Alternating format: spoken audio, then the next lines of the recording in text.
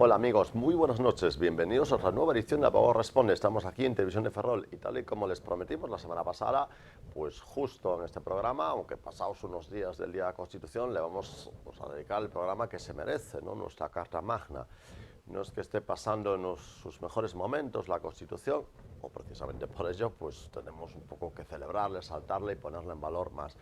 Y bueno, la verdad es que pensando en qué hacer el Día de la Constitución, claro, hay programas, hay bueno, pues espacios que tienen que ir a lo mejor lejos, ¿no? Buscando a alguien a un invitado, ¿no? Que digamos pues pueda contar cosas sobre la Constitución.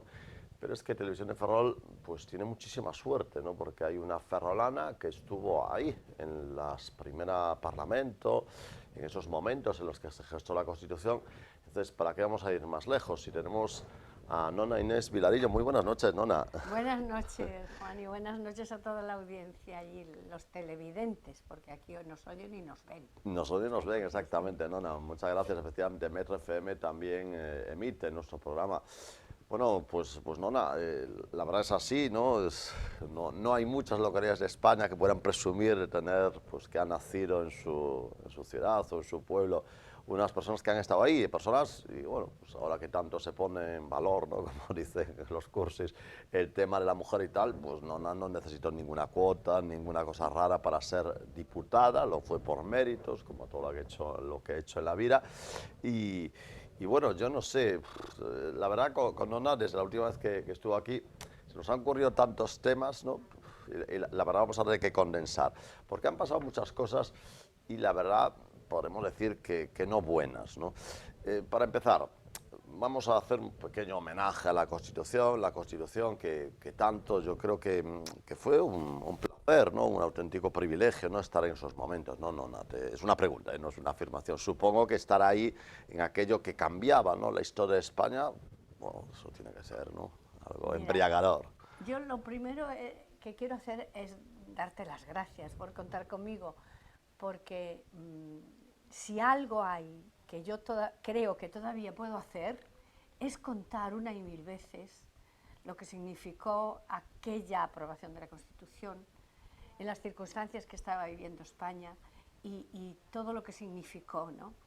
Entonces, pues es un privilegio para mí. De acuerdo, que no has tenido que discriminar a nadie, que la gente no se llame a engaños. Aquí solo estaba yo, de Ferrol solo estaba yo, o sea que igual me llamabas aunque no fuese la única, pero bueno.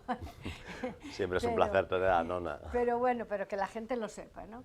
Entonces, mira, yo creo que no quiero irme mucho de la pregunta, pero realmente hemos tenido unos años, los primeros de la Constitución, que incluso en bachillerato se enseñaba la Constitución.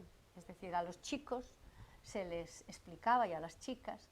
Yo era profesora de historia y había un día a la semana en que se explicaba la Constitución. Y la gente no piense que tenían que aprenderla de memoria, ni muchísimo menos. Pero se hablaba de los derechos fundamentales, que eso es lo más importante, de la articulación de los poderes del Estado, y en fin, de las cosas esenciales que yo creo que cualquier ciudadano tiene la obligación de conocer. Porque cuando a mí alguna gente me pregunta, pues, ¿por qué el rey no hace nada? Pues, porque no puede. El rey no es que pueda o no pueda, tiene que refrendar el proyecto aprobado que le mande el gobierno, tiene que refrendarlo. Balduino dimitió, no, aquí no se puede hacer eso, o sea, abdicó durante unos días. El rey no le queda otra más que ratificar esa ley, es el día que se apruebe, por ejemplo, la de la amnistía o la que sea, ¿no? Que es ahora yo estaba pensando en la amnistía, porque es, por tanto, fue una gozada. Yo fui por toda España como diputada constituyente, invitada por colegios, por las diputaciones, incluso era un grupo de mujeres cuando se celebró uno de los aniversarios de la Constitución del 12, bueno, no, centenario, en el año 12, no aniversario, un centenario. Y era maravilloso ver cómo se hablaba de la Constitución, cómo la gente tenía inquietudes, los jóvenes también. Ahora, de unos años para acá, la Constitución ha desaparecido prácticamente del debate público hasta ahora.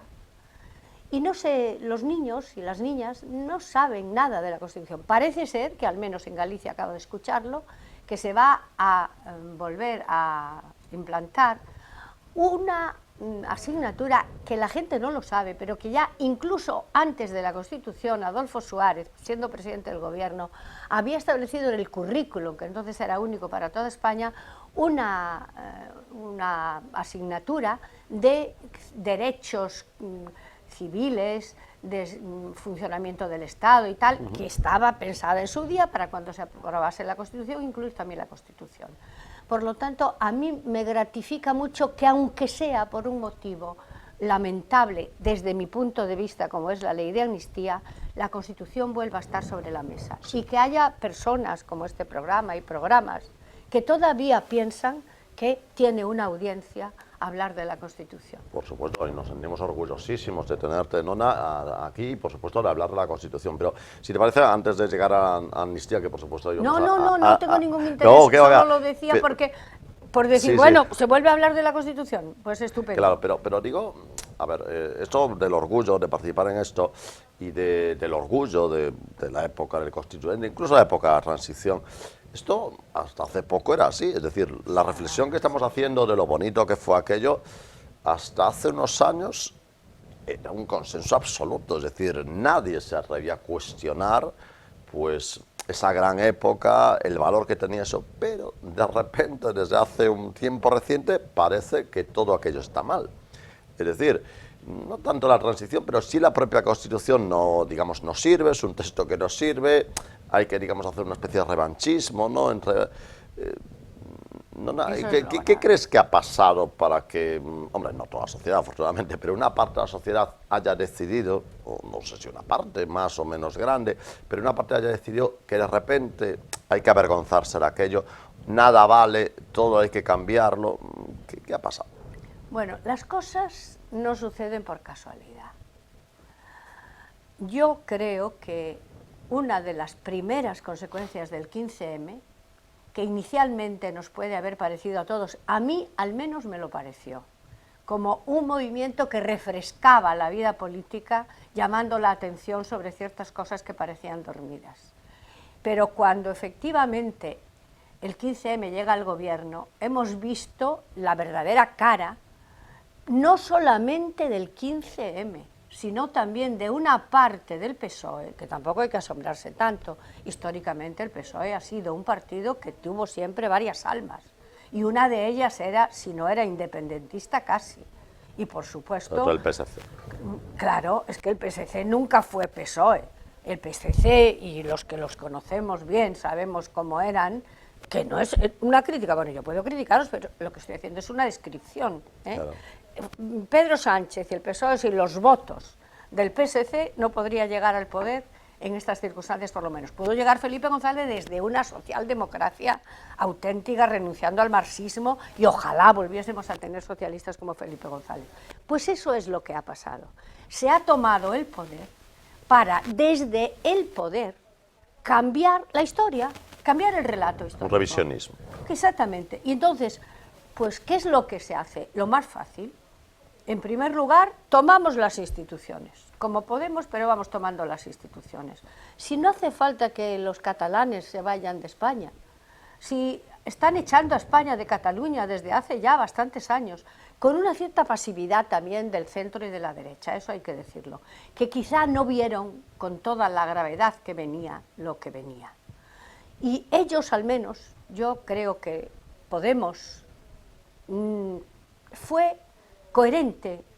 Yo estoy en absoluto desacuerdo y creo que fue un mal para este país que tomasen el poder y que tengan la cara que tienen, que me parece que nada tiene que ver con una democracia de hoy. Pero la realidad es que desde el poder se empezó de una manera clara. ¿Y quién empezó? Zapatero. Eso es absolutamente... A dividir España, Zapatero. Recuerden el pacto del Tinel, que Zapatero pues decidió que actuaban toda la izquierda, y todo, pero nadie más.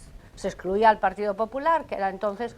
Y ahí se rompió el consenso constitucional. Así empezó, Juan. Ahí se puede decir entonces, Nona, que, bueno, Nona, como todos ustedes saben, los más jóvenes seguro que no, pero puede que no, pero bueno, si los que tienen más edad, Nona estuvo pues, en UCD, fue diputada Sí. por UCD.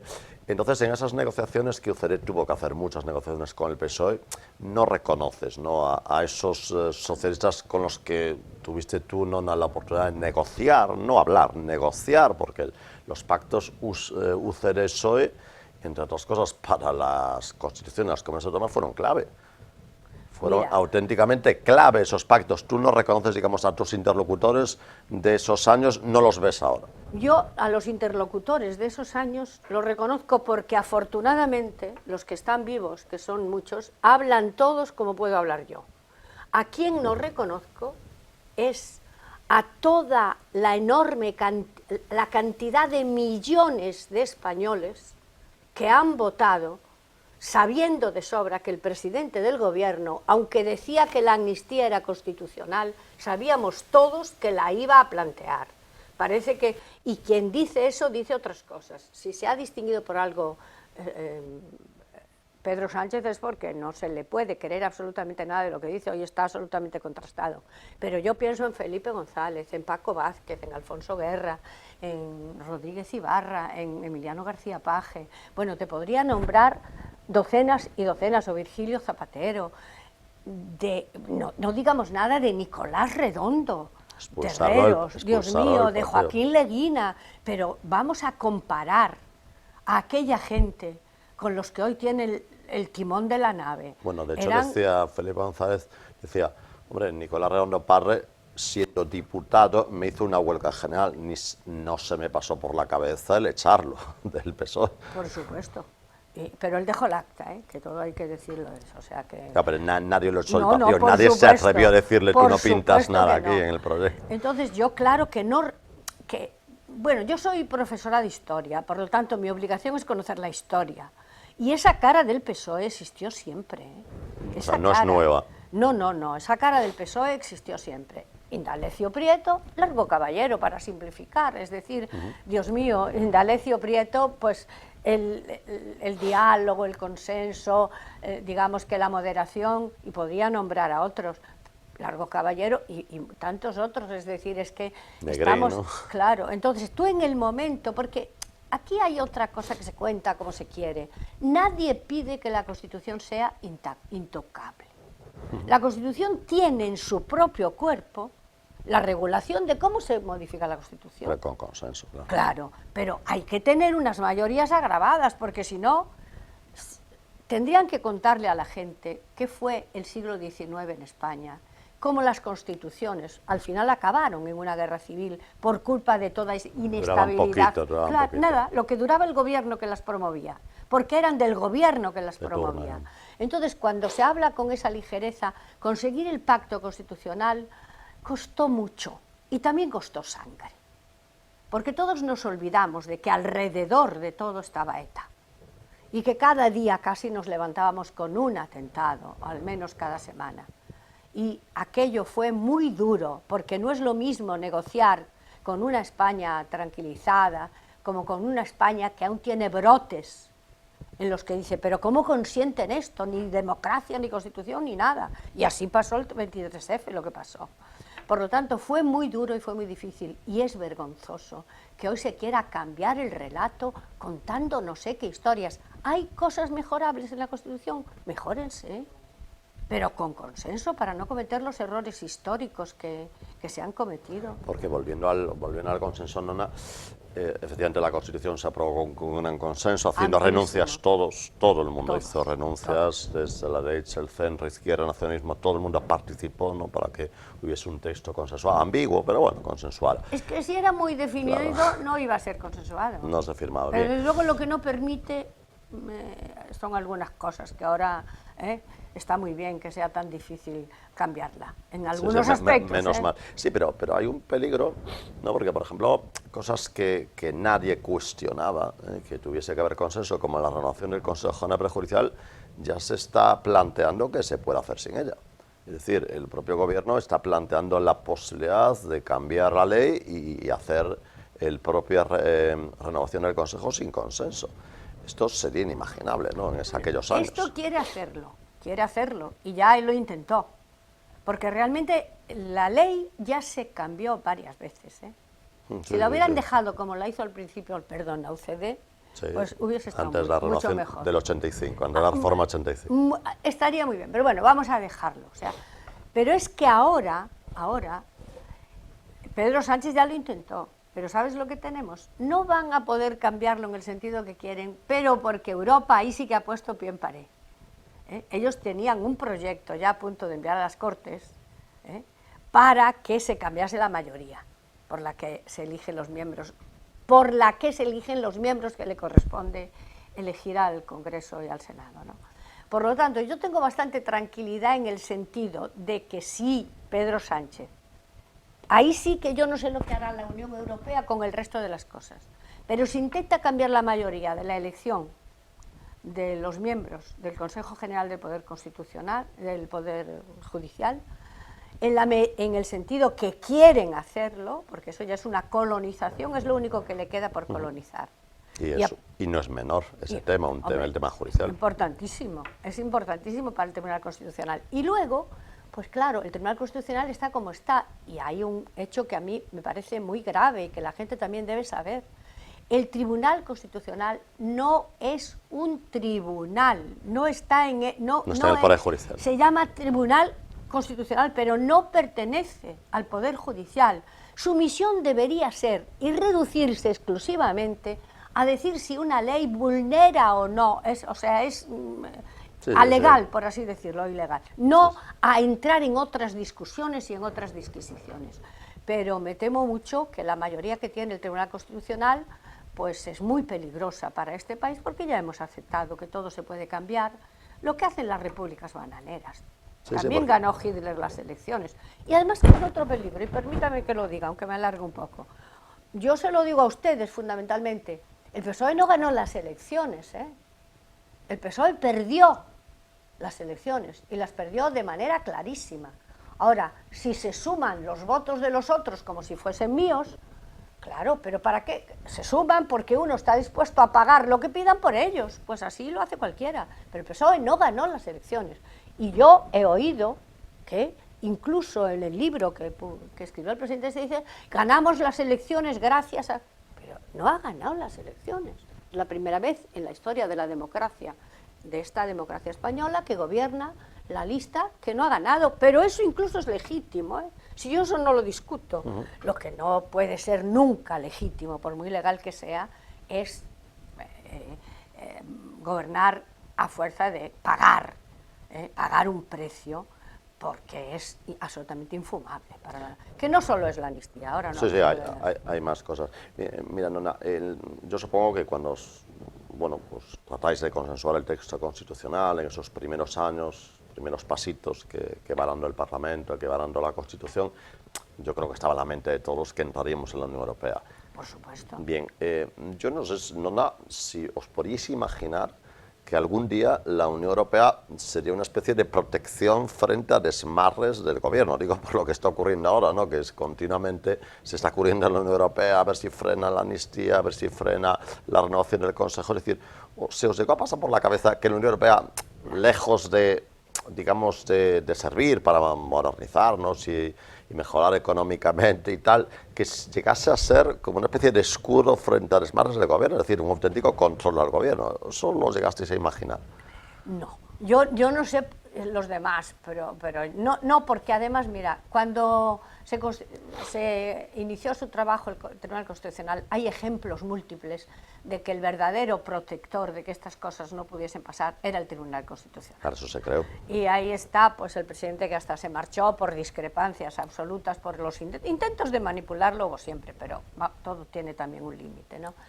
No, yo más bien creo que el temor que había es que se quisiese hacer lo que luego, o intentar hacer lo que luego se hizo.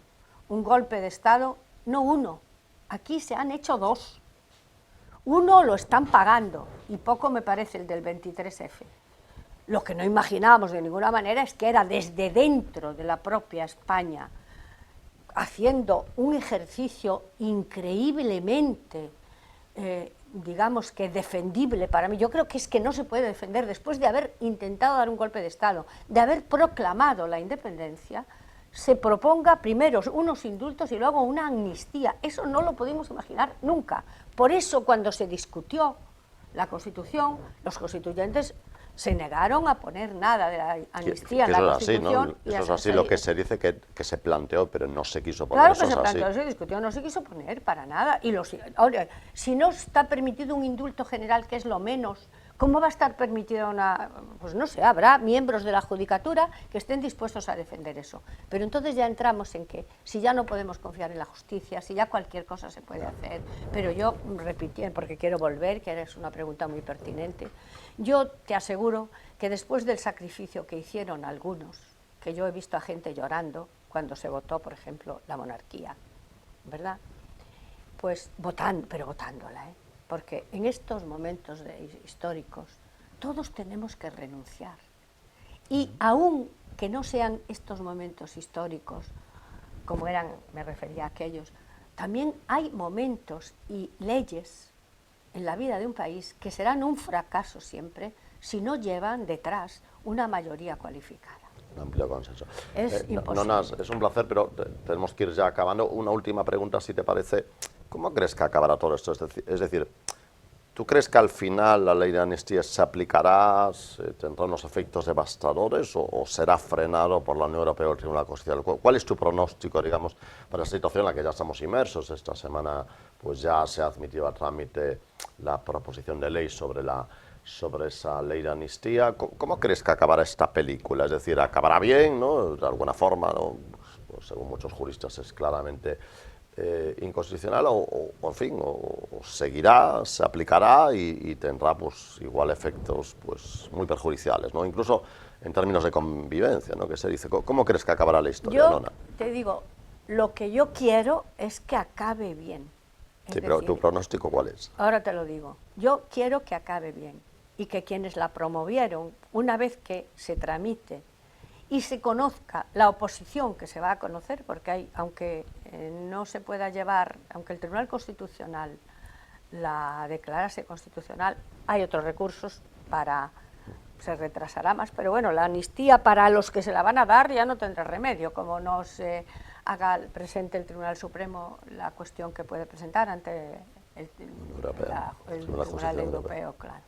Pero yo espero que termine bien porque así debe ser, pero todo depende de una cosa, ¿eh? De las ganas que tengamos los españoles de que termine bien. No podemos parar ni un solo día de reivindicar que no se cambie la historia por la vía de los hechos, que se cuente la realidad de lo que se va a hacer y de lo que se ha hecho, y que los españoles reaccionemos frente a eso todos los días de nuestra vida. Ya sé que puede parecer una exageración, pero si nos quedamos callados, como hemos hecho con los indultos, que parece que no ha pasado nada, y parece que España, yo lo que me preocupa de verdad, es que parece que todo cabe en este país, que nada tiene repercusión. No hay un solo país de Europa en el que Pedro Sánchez pudiese seguir siendo presidente después de las que ha hecho, no una, ¿eh?